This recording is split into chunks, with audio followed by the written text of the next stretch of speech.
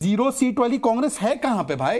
आज पता है एक और चीज हो गया, समाजवादी पार्टी ने बोला कांग्रेस को तलाक तलाक तलाक, हम आम आदमी पार्टी को समर्थन कर रहे हैं। और ये कांग्रेस आम आदमी पार्टी रोज एक दूसरे को गाली बकते हैं, एक दूसरे के साथ इंडिया अलायंस में बैठते हैं। आपकी नैतिकता कहां है? शीला जी के बारे में क्या बोलते थे?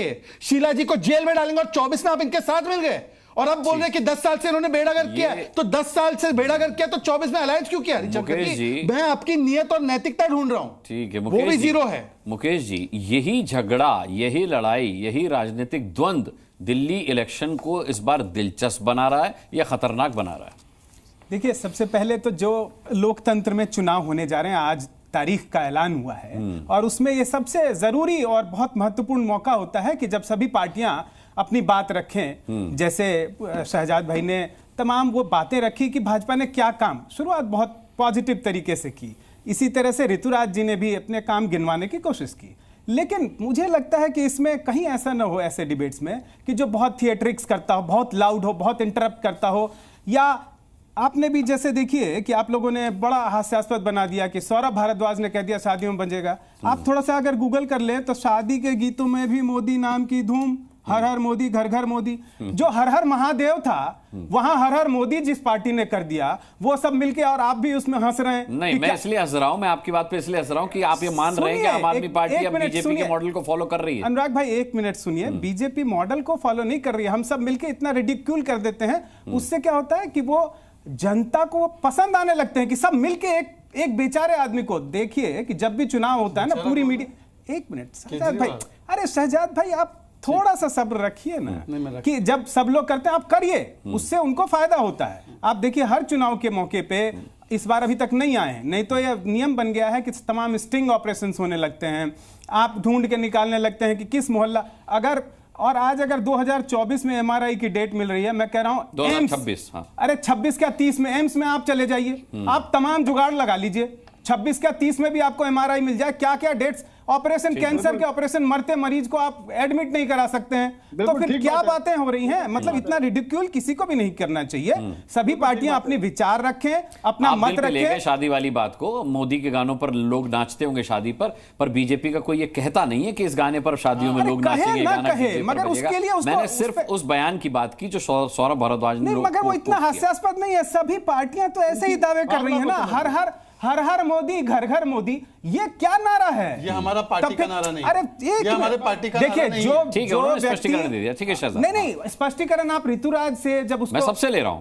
नहीं, बीच में तो नहीं लेते हैं ना, पर ये प्रिविलेज बीच में मैंने इनसे लिया भी नहीं है, खुद कूदे हैं। तो वही चीज, जो नियम ये बनाते हैं उसके हिसाब से सभी चलें। हाँ। मैं भी चलूं, ऐसे नहीं होता है ना। हाँ। आप अगर थोड़ा सब्र रखें, थोड़ा दूसरे को भी बोलने दें। अब मूल बात तो होने ही नहीं देते हैं, ये अपना एजेंडा तय कर देते हैं किसी भी प्रोग्राम में कि नहीं, अब पहले ऋतुराज जी इस पे सफाई दें, अरुणा आसफ अली के नाम पे कैसे हुआ, इंदिरा गांधी, तमाम भाजपा के। किसकी है? एक मिनट रुक जाइए ना। अच्छा, शहजाद बात भाजपा की सरकार, अगर मैं साबित कर दूं कि इंदिरा गांधी और कांग्रेस के नेताओं के नाम पे शुरू हुई योजनाओं का उद्घाटन किया हो, तो क्या यह गलत हो जाएगा? वो होता ही है ना, किसी ने शिलान्यास किया, अगली सरकार उसका उद्घाटन करती है। इतने छोटी छोटी बातों पर नहीं जाके, आज की बात यह है कि भाजपा का यहां पे दिल्ली में खास करके चुनाव में देखें तो एक बहुत शानदार ट्रैक रिकॉर्ड बन गया है।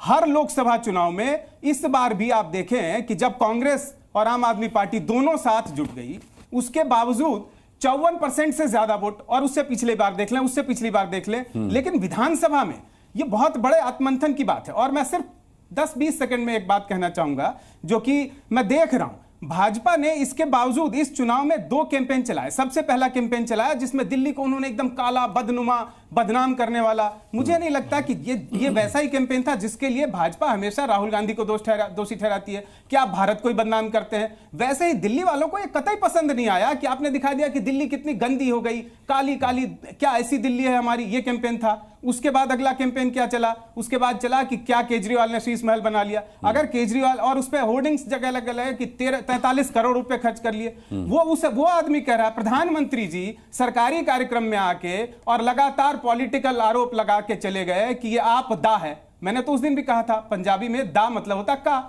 मतलब आपदा मामला हो गया। प्रधानमंत्री जी ने कह दिया कि दिल्ली तो आपदा, और पश्चिम बंगाल में दा का मतलब भाई होता है। दा का मतलब भाई होता है, तो प्रधानमंत्री अच्छा जी है, को कहेंगे, अब एक मिनट एक टिप्पणी मुझे भी बीच में सुनाओ। बीच बात में खत्म ये हो, आपका बात बनाया हुआ टिप्पणी नियम। टिप्पणी। अरे आप चुप रहिए ना, आपका ही बनाया चलिए, हुआ आप नियम बोलिए, है। बोलिए, तो बोलिए, खत्म। और फिर उसके बाद बात आती है कि आप किसी भी, आपका ये मॉडल है कि पहले बीच में इंटरप्ट कर दो, आपकी तरह मैं अभ्यस्त नहीं हूं थिएट्रिक्स में, तो इसीलिए मैं ये कहना, केजरीवाल से सीख लीजिए, नाम अरे भी तो सेम ही है एक मिनट आपका। रुक जाओ अच्छा, यार। केजरीवाल जी को नाम बात सेम है, खत्म काम भी सेम कर लो। लेकिन इस बात का तो लिहाज कीजिए कि मुकेश केजरीवाल है। हाँ, तो केजरीवाल जी तो उन्हीं से सीखेंगे ना, मुझसे तो कहाँ थोड़ा सीखेंगे? लिहाज अरे कीजिए। थोड़ा केजरीवाल जी सब्र आपका तो नाम, जो नाम ठीक है, ठीक है, नाम अरे उससे आप बोलने सीखे दीजिए, मुकेश जी बोलिए। हाँ, मुकेश जी बोलिए। हाँ।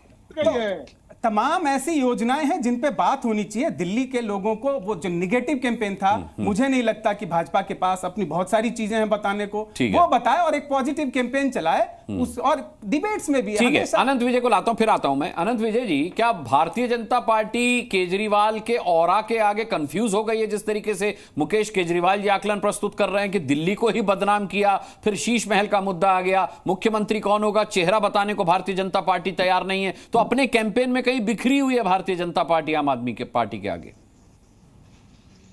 अनुराग जी, आपके प्रश्न का उत्तर दूं उसके पहले मैं शहजाद भाई को बधाई देता हूं कि भारतीय जनता पार्टी ने टी शर्ट का जवाब टी शर्ट से दे दिया। अच्छा। मतलब 6 डिग्री सेंटीग्रेड में भाजपा का एक प्रवक्ता भी टी शर्ट पहन के घूम सकता है, तो इसका मतलब है ये भयमुक्त हो गए। जवानी का जोश है सर। नहीं, ये भयमुक्त हो गए हैं, टी शर्ट पहन के आए, इसका मतलब ये भयमुक्त हो गए, तो इनको भयमुक्त होने तपस्या की से बधाई। गर्मी पैदा होती है।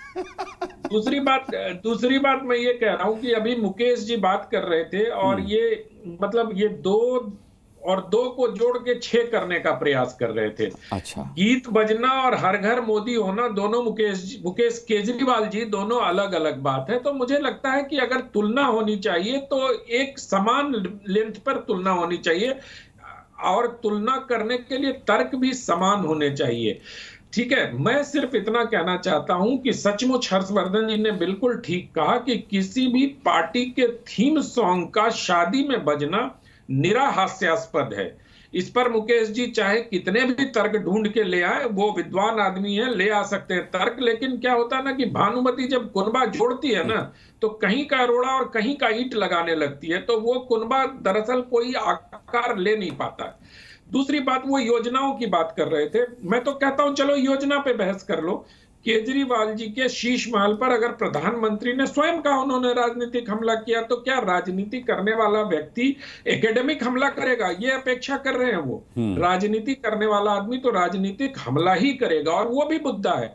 तो इसका मतलब अगर मुकेश केजरीवाल जी की तमाम बातों को हम मान लें, तो हम मान के चलते हैं कि आम आदमी party one of the political parties of the country हो गई है। उससे किसी विशेष कट्टर ईमानदारी की अपेक्षा करना व्यर्थ है, क्योंकि ये किसी ने भारतीय जनता पार्टी में नहीं कहा था कि मैं रेनॉल्ट पेन लगा के आऊंगा और दिल्ली की जनता को बदल दूंगा, है ना। ये भारतीय कांग्रेस पार्टी ने जिला अरे ऋतुराज झा चुप रहिए थोड़ी देर, बीच में मत बोलिए आप।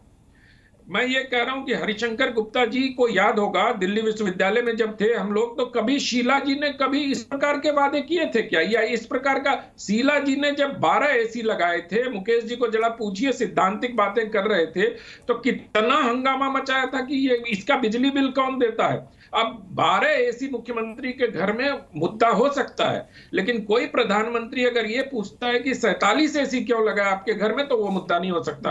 दरअसल क्या होता ना कि हम किसी की अपेक्षाओं को या किसी की तारीफ करने के चक्कर में अपनी ही स्थिति हास्यास्पद बना देते हैं। तो मैं बस गुजारिश ये करता हूं कि अगर हम आदर्शवाद की बात करें तो आदर्शवाद की बात करें, अगर हम पॉलिटिकल डिबेट कर रहे हैं तो उसमें पॉलिटिकल मुद्दे ही आएंगे, जैसा हर्षवर्धन जी ने उठाया वो शादी वाला मुद्दा उठाया, जैसा अभी शहजाद बता रहे थे, जैसा ऋतुराज झा, सब लोग तो राजनीतिक डिबेट ही कर रहे हैं। और रही दिल्ली के सड़कों की बात, 3 मुद्दे पे बात कर लीजिए जिस पर केजरीवाल जी कहते हैं कि हम नहीं कर पाए काम। एक यमुना की सफाई, एक सड़कों की बात, हाँ। और जो शीला जी ने कभी कहा था कि हमने 2024 तक के दिल्ली का इंतजाम कर दिया है, उसके बाद की दिल्ली की व्यवस्था करने की। तो आप बताओ ना, दिल्ली की जो यूथ है, जो जेन ज़ी है, उसके एस्पिरेशनल दिल्ली का क्या हो रहा है? चलो काली दिल्ली छोड़ दो, जो हम कोई नया प्लान बताओ दिल्ली में कि डीकंजेस्ट कैसे करोगे दिल्ली के ट्रैफिक को, कोई नया प्लान बताओ कि दिल्ली के पोल्यूशन को क्या करोगे। और जो ये सब बातें हो रही फ्री बीज की, ये सब अब उसी गति को प्राप्त हो गए जैसे लोग समझने लगे हैं कि फ्री अनाज जो है वो उनका अधिकार है। अभी तो मेरे गेस्ट बचे हुए हैं हाजिर खान साहब, लेकिन मुकेश केजरीवाल जी आपसे मैं काउंटर जरूर लूंगा। अनंत विजय जी का मानना है कि आपने अपना आकलन सिर्फ केजरीवाल बनकर दिया है, मुकेश बनकर नहीं दिया। तो अब मुकेश केजरीवाल का आकलन क्या कहता है? अब काउंटर भी कीजिए, उनकी बात पर बताइए। देखिए, जो लोग पूरी तरह से किसी एक पार्टी को लेके इतना उत्तेजित, उत्साहित और निराश, आशावान हो जाते हैं, मुझे उनसे किसी से भी सर्टिफिकेट तो बिल्कुल भी, मेरे जीवन की सबसे अंतिम प्राथमिकता होगी कि किसी से सर्टिफिकेट लूं। और रही बात कि हर हर मोदी, घर घर मोदी जो पार्टी करती है, मैं अभी आप एक बार गूगल तो कर लीजिए, पार्टी के तमाम नेता शादियों में जाते हैं, बजवाते हैं, उसमें शर्म नहीं आती है। और एक कोई नेता कह देता है तो सब लोग मिलकर उसको इतना हंसी का पात्र बना देते। पार्टियां अगर अभी कह रहे हैं राजनीतिक प्रचार नहीं करेंगे, क्या प्रधानमंत्री देश का हर एक मेट्रो स्टेशन अगला स्टेशन बना फिर वहां जाए? मतलब कितने ही करोड़ रुपए खर्च होते हैं। मेरे घर के आगे से जब मैं गुजर रहा था, हर बिजली के खंबे पे प्रधानमंत्री के कटआउट्स लगे थे सरकारी खर्चे पे, और उसमें आप जाके पॉलिटिकल भाषण देते हैं। वो अच्छी बात है, करिए, पर इसको इस तरह से एक वरिष्ठ इंडिपेंडेंट जर्नलिस्ट अगर सही बताए और फिर कहे कि अच्छा ऐसी सैद्धांतिक बात करते हो, राजनेता है तो यही करेगा, ठीक है, करने दीजिए। सर वो भी सरकारी, वो होर्डिंग्स भी सरकारी पैसे से लगते हैं जिसमें डेंगू के मच्छर से बड़ी तस्वीर मुख्यमंत्री की होती है। बिल्कुल गलत है, तो बिल्कुल गलत है, उसको बिल्कुल गलत है। मैं तो कह रहा हूं, अच्छा अंतिम बात मैं ये कहता हूं, मेरे अंदर हिम्मत है कि मैं जिस पार्टी का कहिए मैं उसकी 10 बुराइयां गिना देता हूं और 5 अच्छाइयां गिना देता हूं। क्या बाकी पैनलिस्ट? देखिए मेरे पास समय कम है, हाजिर खान साहब भी हैं, हाजिर खान साहब भी हैं। मैं आता हूं, एक कमेंट हाजिर खान साहब, खर्च की बात की, मैं तो कहता हूं सुन लीजिए, अब बराबर में मैं गिना दूंगा। केजरीवाल जी, नहीं एक मिनट, केजरीवाल जी आप बीच में मेरे बोल रहे हैं, नहीं मेरे बीच में बोल रहे हैं। मेरी बात एक वाक्य केवल, मैंने अनुराग जी देखिए केजरीवाल जी अच्छा डिबेट कर रहे हैं, केजरीवाल होकर बात कर रहा हूं तो मैं दावे से कहता हूं कि मैं 5 बुराइयां केजरीवाल की बताऊंगा, 5 अच्छाइयां बताऊंगा। अगर बाकी पैनलिस्ट में दम है तो वो कहते हैं 5 बुराइयां उनकी, सबर भी करना पड़ेगा। सरकारी खर्च की बात की, पता है सीएजी की रिपोर्ट है, पराली मैनेजमेंट जो ये बायोडिकम्पोजर 77 लाख की बनी, इस पे पता है खर्च कितना हो? विज्ञापन 24 करोड़ और फिर भी पराली खत्म नहीं हुई। इनको बोलिए आपदा, इन्होंने बोला आपदा, दा का होता है पंजाबी में ना, ये बापदा माल बना दिया भाई। बापदा। समय कम है। हाजिर खान साहब, मुस्लिमों को लेकर राजनीतिक पार्टियां तुष्टीकरण करती हैं, ये आरोप उन पर लगता रहा है। इस बार आप किससे उम्मीद कर रहे हैं दिल्ली में? देखिए अनुराग जी, बात यह है कि दिल्ली के अंदर भारतीय जनता पार्टी ने भी दिल्ली चलाई, कांग्रेस ने भी दिल्ली चलाई और 10 साल से केजरीवाल जी भी दिल्ली चला रहे। लेकिन अब बदकिस्मती की बात यह है कि हिंदुस्तान के अलावा कि राजधानी में सारे इंसानों को पानी नहीं मिल रहा, इस पर कोई चर्चा नहीं हो रही और फिजूल चर्चा की जा रही है जो अब तक हुई आपके यहाँ। हम ये कहते हैं कि दिल्ली में शीला दीक्षित ने 15 साल हुक्मरानी की, लेकिन दिल्ली को ऐसा डेवलप करके गई है शीला जी कि जब 500 साल में हिंदुस्तान का इतिहास लिखा जाएगा तो उसमें दिल्ली की जब इतिहास लिखा जाएगा तो शीला दीक्षित का गोल्डन पीरियड से गोल्डन वर्णों में नाम आएगा। हम ये कहते हैं कि चाहे केजरीवाल जी हो, भारतीय जनता पार्टी हो, कांग्रेस हो, वो दिल्ली में रहने वाले अपने नागरिकों की सुविधाओं की चिंता करें, इस पर नहीं कि प्रधानमंत्री ने मकान बना लिया या केजरीवाल ने मकान बना लिया या प्रधानमंत्री प्लेन लिया है बहुत खर्चीला।